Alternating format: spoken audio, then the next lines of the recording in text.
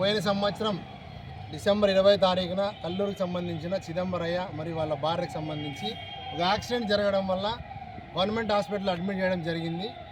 వాళ్ళు Sairatna multi speciality హాస్పిటల్లో కొంతమంది దళారుల ద్వారా అక్కడ జాయిన్ చేయడం జరిగింది. వాళ్ళకి జరిగిన 2 చేతుల ఆపరేషన్ ఫెయిల్ అయినాయి. అదేవిధంగా మళ్ళీ డిఎంహెచ్ఓ గారికి సదరు 2 టౌన్ పోలీస్ స్టేషన్కి గత 7 నెలల నుంచి మేము వినతులు ఇస్తున్నా కూడా ఎటువంటి చర్యలు లేవు. తూతూ మంత్రంగా ఒక కమిటీని వేసి సాయిరత్న హాస్పిటల్లో ఎటువంటి తప్పులు జరగలేదు. అది మొత్తం అనంతపురం జిల్లాలో తెలిసి ఇంతకుముందు 3-4 కేసులు జరిగినాయి. మీడియా మిత్రులు కూడా తెలిసిన విషయమే. ఈరోజు డిఎంహెచ్ఓ గారిని కలవడానికి వెళ్తే సత్యప్రకాష్ మినిస్టర్ గారు మమ్మల్ని ఒక 2 గంటలు పోలీసు వారు నిలబెట్టి ఏదో తూతూ మంత్రంగా వినతి పత్రాలు తీసుకున్నారు. ఇంతకుముందు కూడా కొన్ని హాస్పిటల్లో కొంతమంది చనిపోతే ఒక ప్రాణానికి 3 లక్షలు ఖరీదు కట్టించి చేతులు దులుపుకొని పంపిస్తున్నారు. ఈ డిఎంఎన్హెచ్ఓ ఆరోగ్యశ్రీ కోఆర్డినేటర్స్ కూడా దేనికోసం చేస్తున్నారో వాళ్ళ మనస్సాక్షిని ఒకసారి ప్రశ్నించుకోండి. ఇదేదో మీడియా ముందర ఇంకో దాని ముందర వీడియోలు తీస్తాం హంగామా చేస్తాం కాదు. బాధితులకు న్యాయం చేయండి, రీఆపరేషన్ చేయండి. వాళ్ళు బయట సర్జరీ చేయించుకోవడం వల్ల 2-3 లక్షలు నష్టపోయినారు. ఆయన శాశ్వతంగా వికలాంగుడైనాడు. గవర్నమెంట్ వాళ్ళు శాశ్వత వికలాంగ పెన్షన్ కింద 10,000 ప్రకటించాలి. అదేవిధంగా ఆ సాయిరత్న మల్టీ స్పెషాలిటీ హాస్పిటల్ని సీజ్ చేయాలి. ఆయన పెద్ద చాచా కాదు, శివశంకర్ మూర్తి అని ఆయన్ని డిస్మిస్ చేసినారు. ఆమె మీద కూడా కొన్ని కేసులు ఉన్నాయి. ముఖ్యంగా వైద్య ఆరోగ్య శాఖ మంత్రి గారు, మీరు ప్రజలకు అందించాల్సింది విద్యా వైద్యం పేరుతో ఉన్న ఏదో హామీలు కాదు.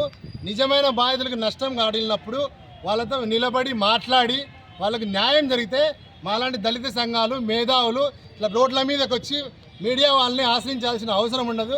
మీ బాధ్యతగా మీరు గుర్తించి న్యాయం చేయాలని, చేయకపోతే సుప్రీం ఆఫ్ ది డిఎంహెచ్ఓను తర్వాత మేము కలెక్టరేట్ని కూడా 100 మంది 200తో ముట్టడిస్తాము.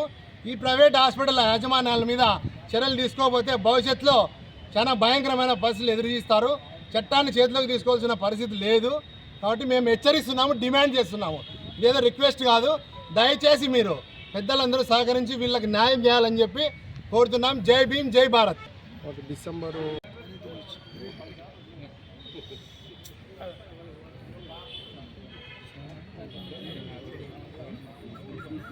ఏమైనా బోన్ ఎరిగిందన్నా? చిన్న ఏంటంటే ఇక్కడ స్క్రూ పై ఊడిపోయింది, పైకి వచ్చేసింది.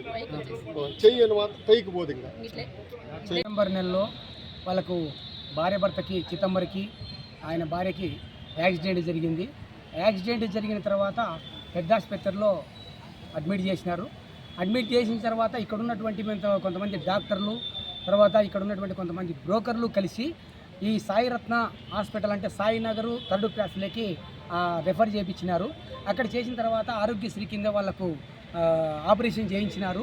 వాళ్ళకి ఆపరేషన్ అవసరం లేకపోయినా కూడా ఆపరేషన్ చేయించేసి వాళ్ళకు ఆపరేషన్ వికటించిన తర్వాత మేము ప్రజా సంఘాలు కుల సంఘాలన్నీ కలుసుకొని డిఎంహెచ్ఓ గారిని కలిసి ఈ హాస్పిటల్లో గతంలో దీంట్లో అన్యాయం జరిగిందని చెప్పేసి బాధితులకు 3 లక్షల ప్రకారం కట్టించినటువంటి సందర్భాన్ని వివరిస్తూ హాస్పిటల్ పైన చర్య తీసుకోవాలని చెప్పేసి మేము కూడా ఒక మెమరాండం ఇవ్వడం జరిగింది. ఆ మెమరాండానికి డిఎంహెచ్ఓ గారు మేము దానిపైన విచారణ జరుపుతామని చెప్పేసి విచారణ జరిపించి తూతూ మంత్రంగా నీకు హాస్పిటల్ వాళ్ళది తప్పు లేదు, బాధితులకి ఆపరేషన్ అవసరమయ్యింది కూడా వాళ్ళు ఆపరేషన్ చేసుకున్నారని చెప్పేసి డిఎంహెచ్ఓ గారి దగ్గర ఉన్నటువంటి రిపోర్ట్ అది తప్పుడు తడగగా అని చెప్పేసి మేము ప్రజా సంఘాలుగా తీవ్రంగా ఖండిస్తూ ఉన్నాం. మేము మళ్ళీ ఒక మెమరాండం ఇచ్చినా మళ్ళీ దర్యాప్తు జరపమని చెప్పేసి అది దర్యాప్తు జరుపుతూ ఉన్నారు. ఇప్పుడు ప్రస్తుతానికి దర్యాప్తు జరుపుతూ ఉన్నారు. దర్యాప్తులో కూడా ముందు ఏదైతే దర్యాప్తు జరిపినారో అదే దర్యాప్తు పైన డిఎంహెచ్ఓ గారు ఇక్కడ ఉన్నటువంటి అధికారులు డాక్టర్లు కుమ్మక్కైపోయి శివశంకరమూర్తి హాస్పిటల్కి పైన వాళ్ళకే సపోర్ట్గా చేస్తున్నారు. కాబట్టి ఇది కార్పొరేట్ వ్యవస్థకు సంబంధించినటువంటిది. సామాన్య మధ్యతరగతి ప్రజల హాస్పిటల్కి రెఫర్ చేయడము చాలా దారుణమైనటువంటి విషయం. ఈ పెద్ద ఆసుపత్రిలో బ్రోకర్లు పూర్తిగా నిర్మూలించాలని చెప్పేసి ఇవాళ మేము డిమాండ్ చేస్తూ ఉన్నాం. ఇప్పుడు మేము ఇక్కడ ఉన్నటువంటి మంత్రి అంటే ఇక ఈ ప్రజెంట్ ఆరోగ్యశ్రీ మంత్రి ఆరోగ్య శాఖ మంత్రి గారిని ఒక మెమరాండం ఇచ్చినాం. మేము ఇప్పుడు ఇందాక మేము డిఎంహెచ్ఓ ఆఫీస్ ముందర ధర్నా చేసినాం సార్. ఆ బాధితులు ఎవరైతే ఉన్నారో వాళ్ళకు న్యాయం చేయాలని చెప్పేసి మేము డిమాండ్ చేస్తూ ఆ మంత్రి గారికి ఒక వినతి పత్రం ఇచ్చినాము. మంత్రి గారు కూడా వాళ్ళకి న్యాయం జరగాలని చెప్పేసి మంత్రి గారు కూడా చెప్పినారు. మేము మళ్ళీ దీనిపైన ఆ బాధితులకు న్యాయం జరగకపోతే పెద్ద ఎత్తున కూడా ధర్నాలు చేస్తాము. అన్ని సంఘాలు కలుపుకొని ధర్నాలు చేస్తాము. వాళ్ళకి న్యాయం జరిగేంత వరకు మేము విడిచిపెట్టే ప్రసక్తి లేదని చెప్పేసి ఒక హెచ్చరిక తెలియజేస్తూ